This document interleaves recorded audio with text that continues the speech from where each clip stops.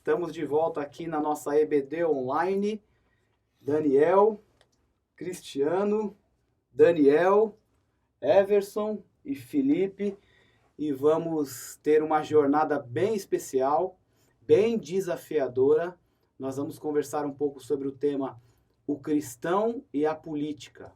Os desafios que eu e você, como cristão que somos, temos, principalmente nesse período de eleição, pré-eleição. E nós vamos aqui ter, acho que um semestre, 7 ou 8 encontros, gravações, em que nós vamos estudar juntos, buscar na palavra de Deus o significado, a importância, o envolvimento que o cristão deve ter junto à política, junto à sociedade, junto à cidade, junto ao país, para que nós possamos desenvolver isso como igreja. Nós sentimos a necessidade e estamos orando a Deus. Não há nenhum expert em política aqui. O que há é um coração quebrantado para que possamos entender de Deus o que o Senhor tem para nós como igreja e o que o Senhor tem a nos revelar para nos instruir a respeito desse assunto. E o envolvimento que eu e você temos que ter junto à política. Queria orar. Abaixe sua cabeça aí onde você está, na sua casa, o horário que você estiver vendo, ouvindo e participando dessa nossa aula. Queria pedir para o Cristiano orar para nós, para que tenhamos um momento bem produtivo, para a glória de Deus. Pai, nós nos colocamos diante de Ti para usar nossas vidas, Senhor, no Teu serviço e poder, meu Pai, nos dedicar ao estudo e ao entendimento daquilo que o Senhor deseja. Verdade. Pai, fala a nós, fala com o Teu povo, fala com todos esses que estão nos ouvindo, que o nosso senso crítico parta do Senhor. E que tudo que venhamos a falar possa Te glorificar, Pai querido, antes de tudo. Nos dá capacidade de entendimento, clareza e a mente de Cristo. Nós oramos assim em nome de Jesus. Amém. Amém. Para começar, eu gostaria de ler um versículo bíblico, né? Então, tudo que nós falamos aqui tem como base a palavra de Deus, que é a nossa regra de fé e prática. Queria pedir para o Daniel ler para a gente Provérbios capítulo 29, verso 2. É um texto bem interessante. Quando os justos governam, o povo se alegra. Quando os perversos estão no poder, o povo geme. É isso aí. É um desafio. Quando o justo governa, o povo se alegra. Quando o perverso está no poder, o povo geme, o povo sofre, né? Já uma definição básica do envolvimento político é que a pessoa que é envolvida com política, ela deve fazer o bem e coibir o mal. Ela deve estar envolvida e comprometida com o bem.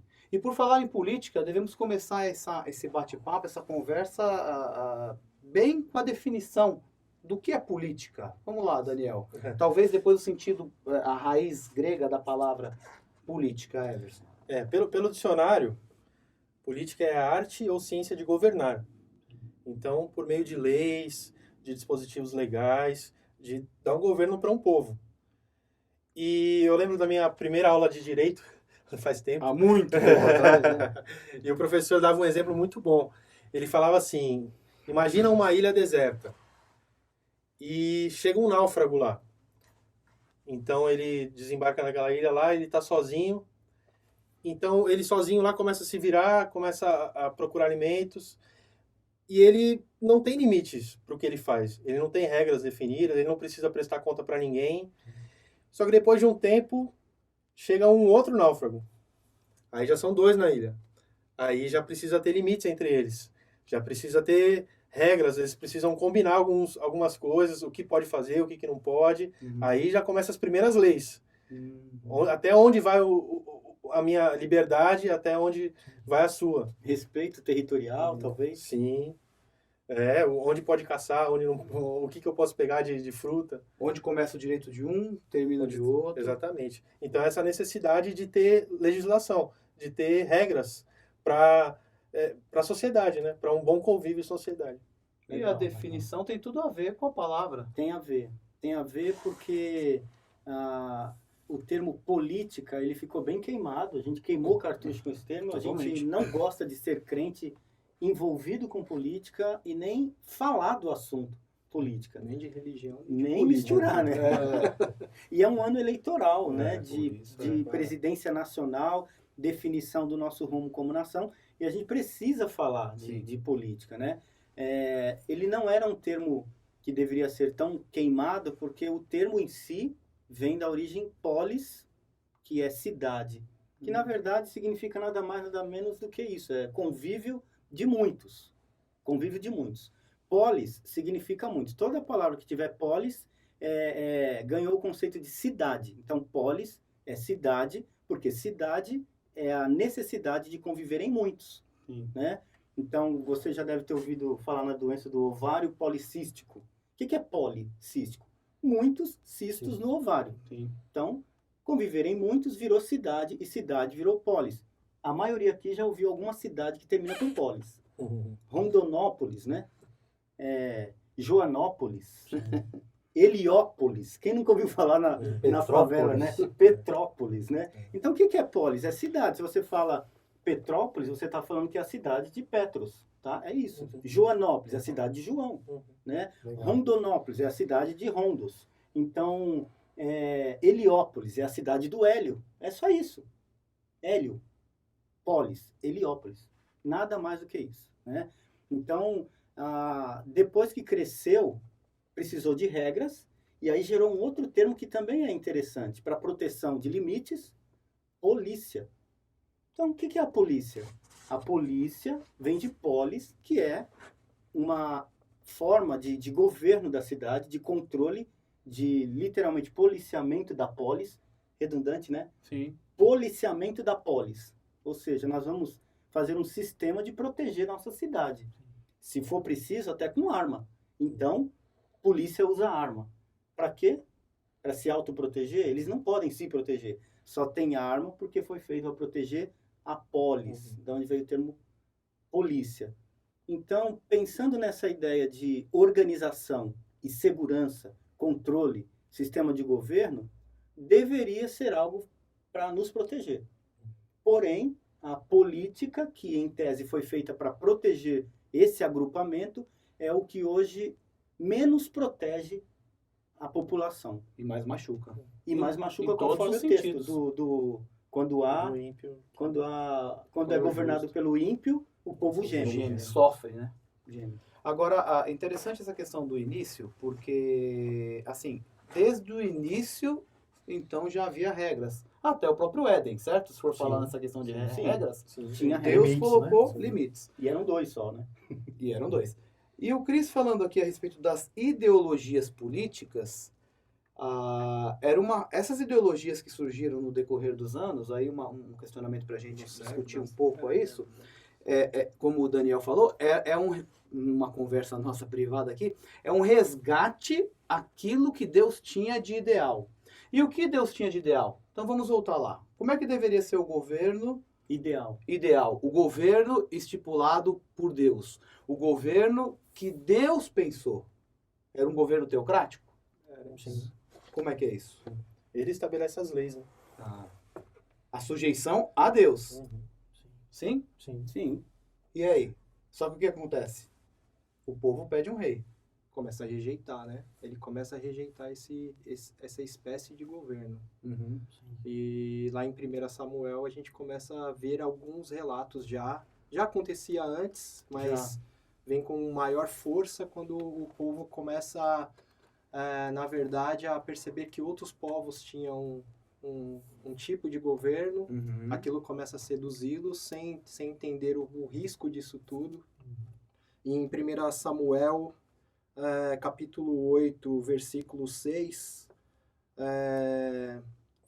dizem o seguinte: mas Samuel não gostou dessa palavra, era o povo já reclamando, né, sobre o sistema teocrático, e pediu a Samuel: dê-nos um rei para que nos governe. Então Samuel orou ao Senhor, e no versículo 7, o Senhor respondeu e disse a Samuel: atenda a voz do povo em tudo o que lhe pedem, porque não foi você que me rejeitou, para que eu não reine sobre eles. Olha a resposta de Deus para esse povo. Uhum.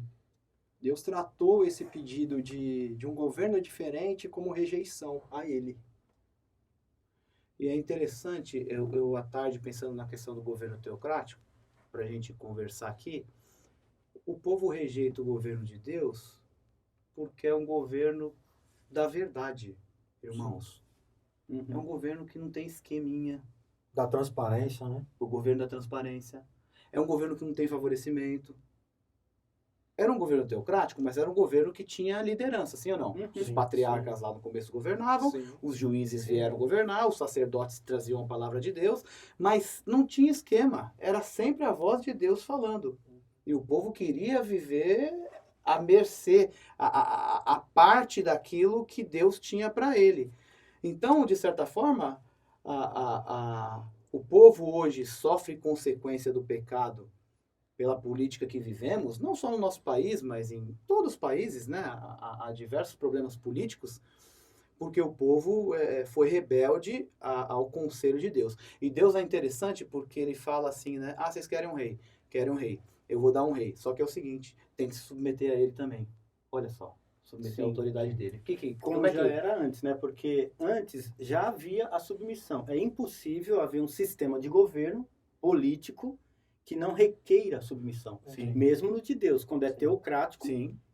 vai ter que estar debaixo desta submissão. Sim. Deixou de ser teocrático, mas virou monárquico, mas vai estar debaixo de um monarca. Sim. Deixou de ser do monarca, mas virou democrático, mas vai estar debaixo da algumas opinião representantes. de um representante.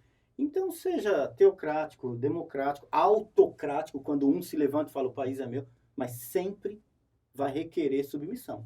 Impossível haver governo político que não exija um grau de submissão. Então, é isso que eu pensei. O povo troca uma submissão de um Deus perfeito a uma submissão imperfeita.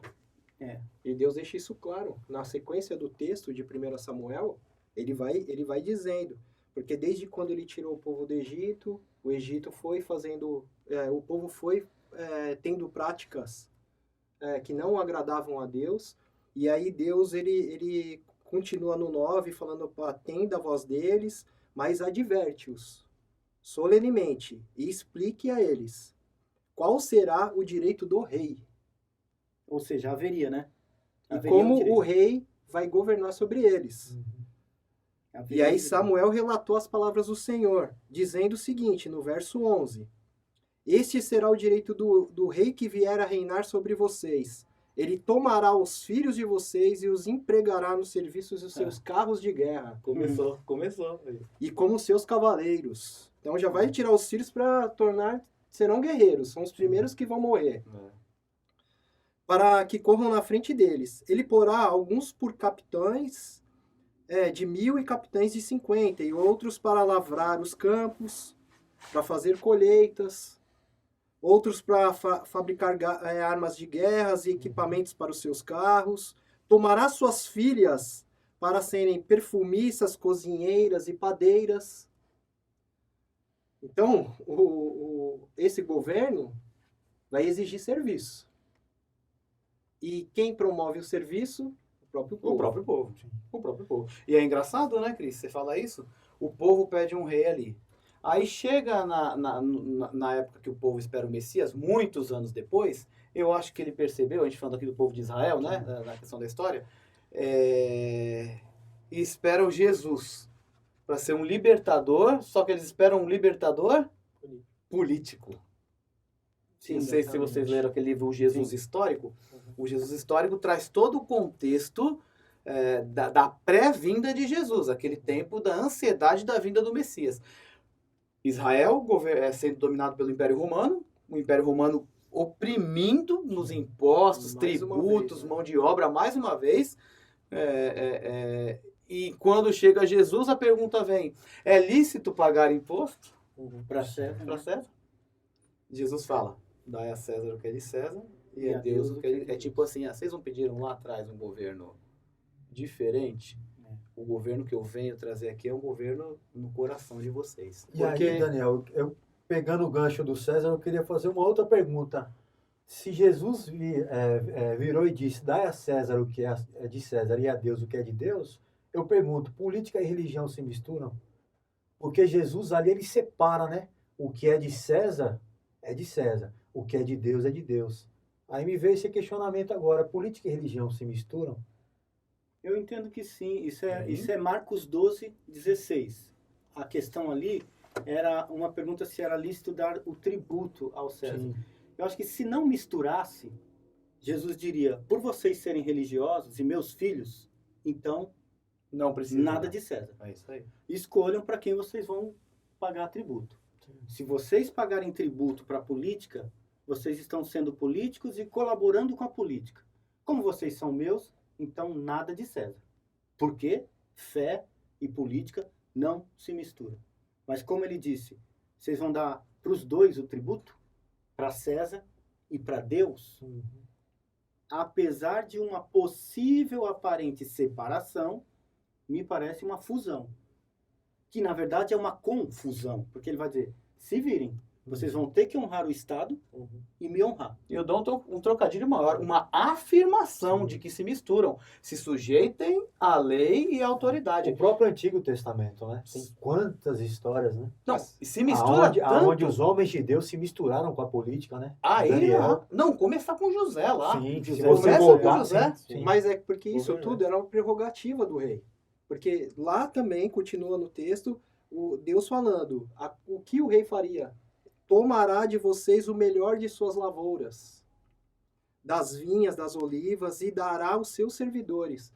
Então, assim, pagar o tributo é a atribuição que Deus já tinha instituído lá quando estabeleceu, quando o povo escolheu um governo diferente do dele. Agora, olha que interessante, a gente falou um pouco sobre a mistura. Muito legal essa pergunta, Felipe, sua. Então vamos lembrar de alguns nomes lá. Isso enriquece bastante a nossa aula e dá propriedade a respeito de uma outra pergunta. Cristão deve se envolver com política? Sim. Sim. Mas qual tipo de cristão? Qualquer cristão? Não. Não. O cristão que tem a vocação e chamado Sim, para pra isso. Então você pega lá, por exemplo, vamos lá no começo, José do Egito. Os irmãos conhecem, vamos lá. O que José fez? José foi o governador do Egito. Da maior potência mundial da época. Da época. E aí? Maior potência. Governou muito bem. É. Coibiu o mal e praticou o bem. Uhum. Ele trouxe a libertação de alimento, pessoal, para o mundo, para todos os povos ali. Um homem diferenciado, tinha intimidade com Deus. Né? É. E pensando no termo política como Cuidado. a arte de influenciar, o José foi um cara extremamente Que influenciador. influenciou. O tempo todo, né? Então ele estava envolvido na política, naquela relação de autoridade, submissão, de repartir, de administrar, entendeu? Mas ele sempre influenciando, né? Sempre exercendo influência. Sim. Porque a política tem esse lado, né? A pessoa política ou que faz política, ela sempre exerce influência. Sempre exerce influência. O problema, Nós cristãos. o problema é que às vezes, né, não sendo maduro, ele vai exercer influência negativa. Né? Sim. Então o problema parece que não é a política, é a minha Exatamente. maturidade dentro dela. Sim, Né? exatamente. Em que medida vou ser ético? Porque houve propostas para José, Sim.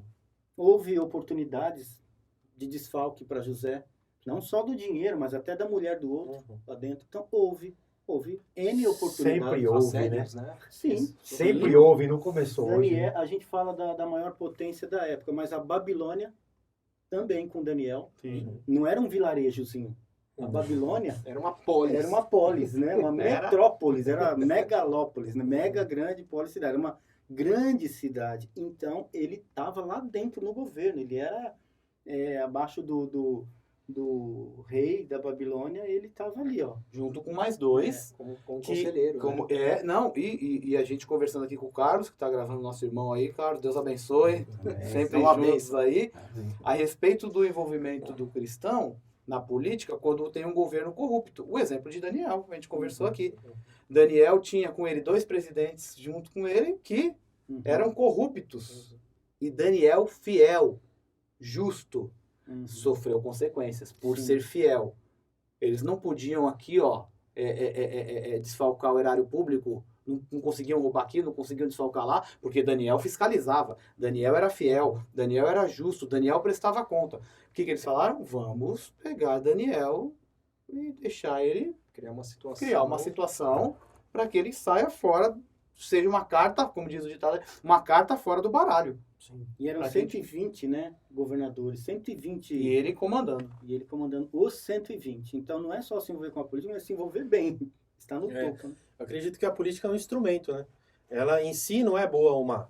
É um instrumento que pode ser usado para bem, para benefício do povo, da população, ou para o mal, para si mesmo, para o seu enriquecimento.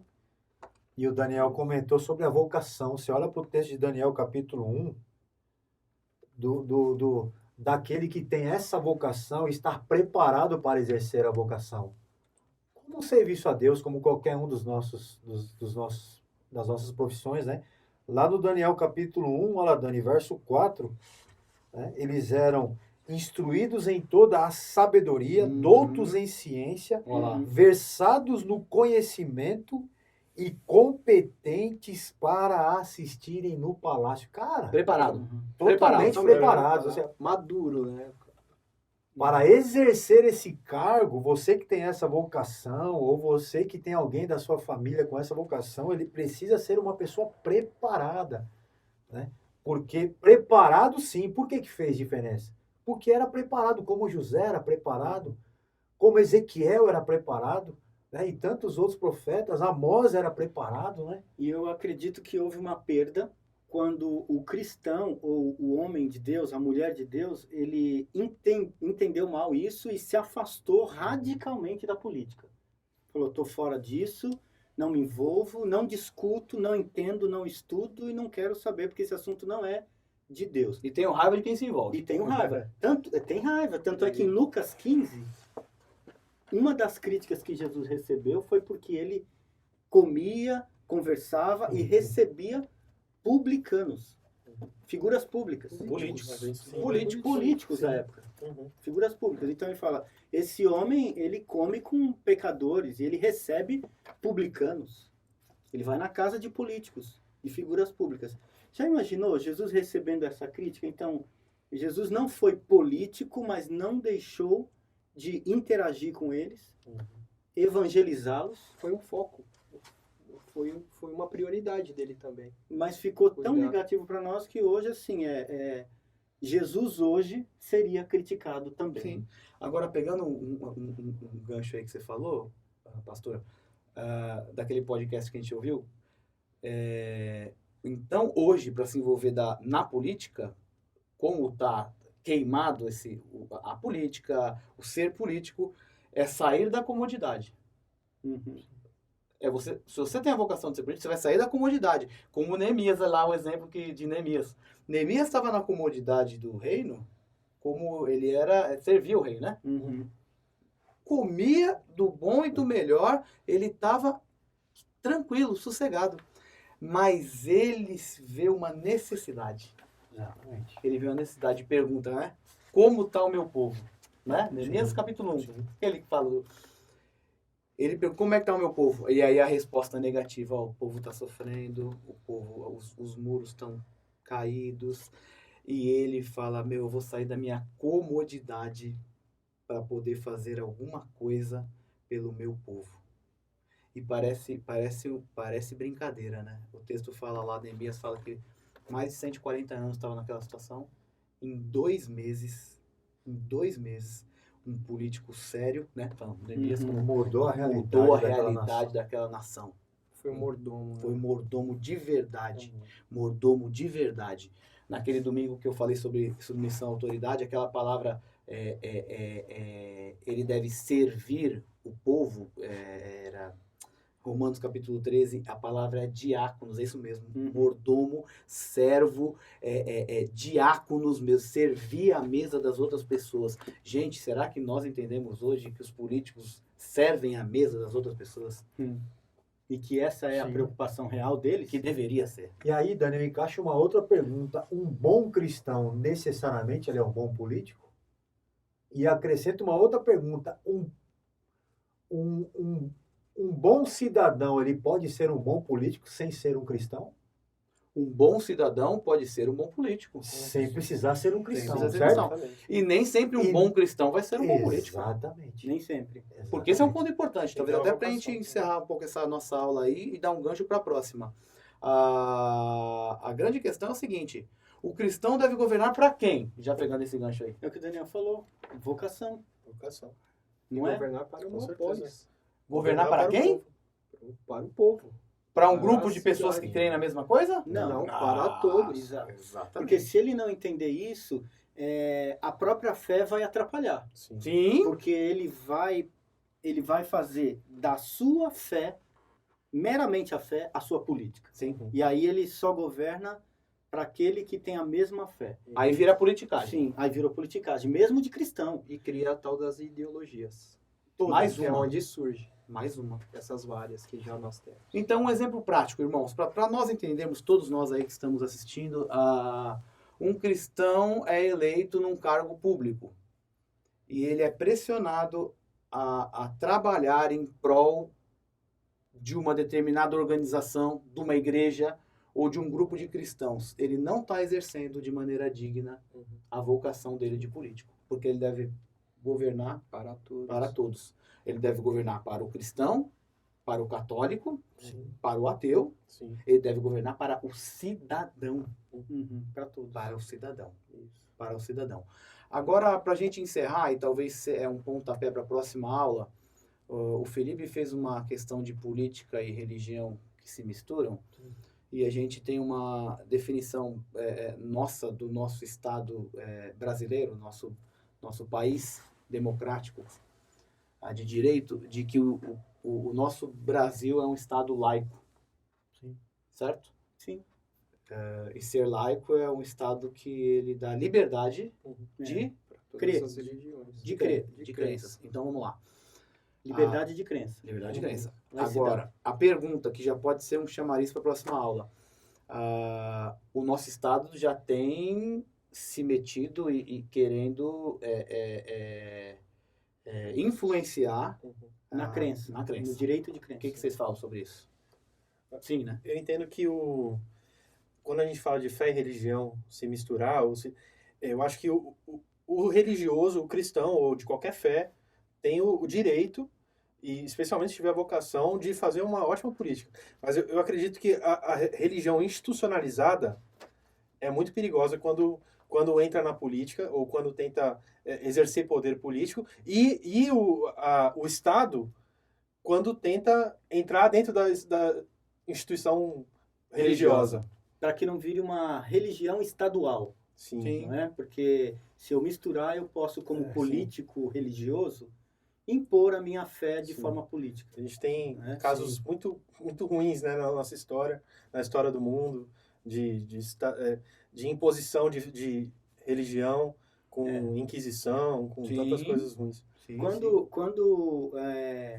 Quando um imperador de Roma se converteu ao cristianismo, muitos entenderam como uma bênção, né? O imperador Constantino se converteu ao cristianismo no ano 312 depois de Cristo.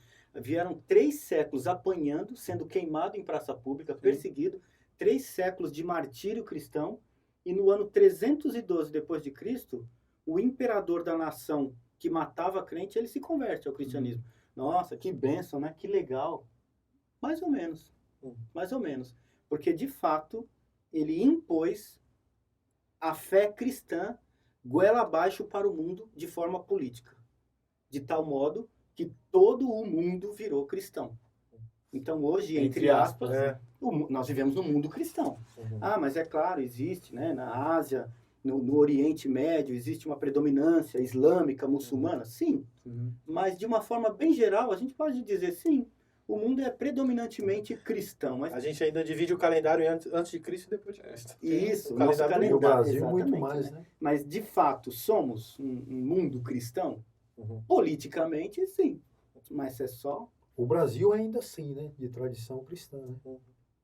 Inclusive, alguns que não concordam com isso querem tirar do calendário até algumas comemorações, alguns eventos que atrelam a história cultural brasileira de que o país é um país cristão.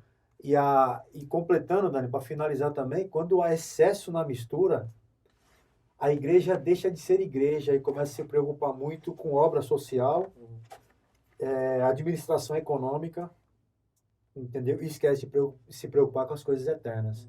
Propagação do evangelho. Exatamente. A gente tem que se misturar sim, mas a igreja não pode perder o seu chamado. Jesus falou, meu reino não é deste mundo. Eu estou no mundo, né? Eu estou no mundo, mas eu não sou deste mundo. Então a igreja tem que tomar muito cuidado. A gente percebe que existem muitas comunidades que por se misturarem demais, perderam o valor àquilo que é eterno, né? E focaram, né? Como diz o texto de Paulo, né? Nas coisas aqui da terra, né? Então isso é muito perigoso, muito perigoso. Eu acho que a gente pode ter um gancho para a próxima aula, eu acho que nosso horário aí já deu, do que acho que nós podemos até trabalhar juntos semana que vem, no seguinte sentido, onde hoje o Estado está querendo interferir na liberdade religiosa, aí nós como cristãos, a gente pode pontuar várias coisas, e deixa para semana que vem, e até onde nós como igreja, aí não falo cidadão, eu falo igreja, corpo de Cristo, não nos posicionamos no sentido de, olha, você está querendo, está entrando em território religioso. Está entrando em outro tipo de território. Aqui fé. nós vamos nos posicionar e nós não vamos arredar o pé. É assim, assim, assim. Por quê? Porque são os homens que mandam. Porque Deus mandou e é assim, respeitando a autoridade civil instituída por nós. Eu acho que é um tema bem interessante para nós trabalharmos aí na semana que vem. É isso aí. Amém, irmãos? Amém? Deus abençoe. Muito obrigado. Foi apenas uma introdução, um chamariz para você participar conosco nessas próximas semanas. O cristão e a política, qual é a nossa responsabilidade, nosso dever, o que fazer diante dessa realidade. Vamos orar? Pedir para o pastor Everson encerrar orando. Que Deus te abençoe em nome de Jesus. Amém. Obrigado, Deus, porque nós temos as ferramentas nas mãos e que o Senhor nos dê. Sabedoria em cada uma delas, principalmente no conhecimento da Tua Palavra para enfrentarmos, trabalharmos, nos relacionarmos e ambientarmos bem, ó Deus, com a inevitável política do nosso mundo. Amém. Verdade, Deus. Política, ó Deus, que nos governa, que decide por nós, uma política que muitas vezes até impõe sobre nós valores fora do Teu ideal e dos quais muitas vezes somos subjugados. Que o Senhor nos dê armas, sim, ó Deus, de defesa, de ataque, de respostas, de sabedoria estratégica, de como continuarmos sendo cidadãos de uma polis, mas andando dentro dos princípios da Tua Palavra e dispostos, sim, ó Deus, a sujeitarmos às autoridades políticas superiores, até mesmo enfrentá-las quando necessário, na medida em que ferirem, ó Deus, a Tua Palavra, como realmente ela diz. E como Pedro disse ali, Senhor, é mais importante obedecer a Deus do que aos homens. Amém. Faz isso conosco, dá-nos essa ousadia e sabedoria em nome de Jesus. Amém. Amém. Deus abençoe.